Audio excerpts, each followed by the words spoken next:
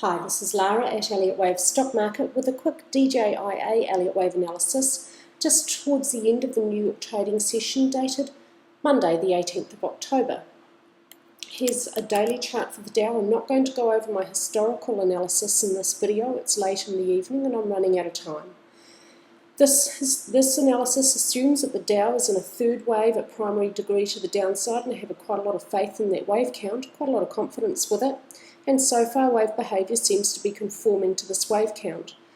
Within this third wave at primary degree, we've had a first wave down and we're now working on an ABC zigzag to the upside, which is getting pretty close to the invalidation point. Price should not move above 11,254. It can touch this point, as the rule states that wave 2 cannot move beyond the start of wave 1. So it can touch the start of wave 1 but not move beyond that point. Within the second wave correction, wave C pink has already passed equality with wave A pink, so we're getting towards the end of an expiring trend. Prices come up to touch the upper edge of this big wide blue parallel channel. This is drawn using Elliott's technique around a correction, and it's started to sit above again this little pink parallel channel. The lower edge of this channel is going to be really important, as this is the trend line that's going to tell us when we have had a trend change. Until we have confirmation of a trend change, we need to assume that the trend is up. Trying to pick a top can kill your account, because we're getting very, very close to a big trend change that will see a third wave to the downside that must move beyond the end of one. We'll take the Dow to new lows below this point down here. I've recalculated the target to the upside at 11,238. Wave 5 within this terminal fifth wave, the last part of it, and I'll look at that on a 2-hourly chart, must reach that point. At 11,254, the maximum allowable upwards limit. Wave 5 green here will be as close as it can possibly get without invalidating the count to equality with wave 3 green. So it looks like it's going to be a very, very deep second wave correction. I would also be expecting an overshoot of this upper blue trend line of this big wide channel. That's really common for C waves to do that, so I'll be looking out for that. Not a little overshoot like this, but a decent overshoot to the upside. Taking you now to a 2-hourly chart, where this green 4 down here, we're going to look at the whole of green wave 5, is this green 4 here.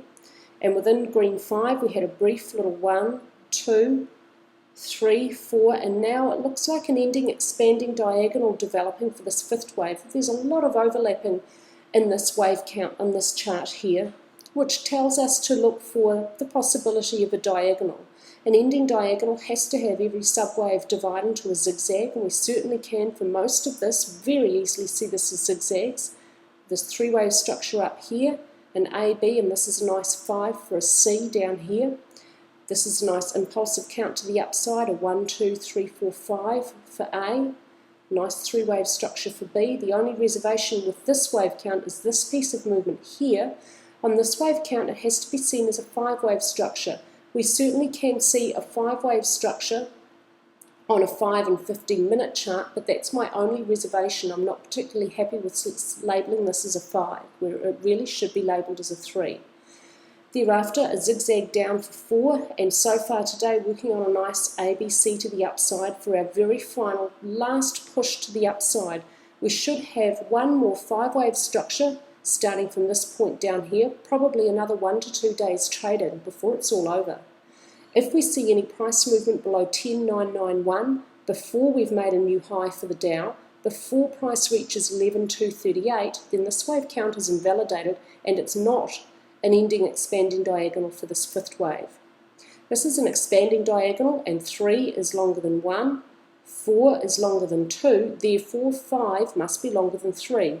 At 11,238, 5 will reach equality with 3, so this really is a minimum point for upwards movement. It should be at least 1 point above that in order to be longer than 3. However, I have seen ending diagonals and leading diagonals where 3 is still the longest. That rule does seem to be more of a guideline than a rule, and I've seen some pretty good looking diagonals where the third wave is the longest, and Pritchard's also got one of those in his book. Of the 10th edition, if you have a look at page 39, it's chapter 1, the broad concept under diagonals. If you have a look at that figure 1-18, you'll see what I mean. Have a close look at that one. There's a really nice relationship with, I've moved my 1 and 2 down a little bit further, and now I can see a very nice Fibonacci relationship between 1 and 3. Wave 3 here is just 2 points longer than 4.236, the length of wave 1, an unusual Fibonacci ratio, but it is a technically mathematically correct Fibonacci ratio. Second waves can and often do correct very, very deep degrees, and this one's no exception. That's all for me with your Dow analysis, your free Dow analysis, and if you would like daily S&P 500 analysis, you'll find it on my Elliott Wave stock market site. I hope this helps you in your trading.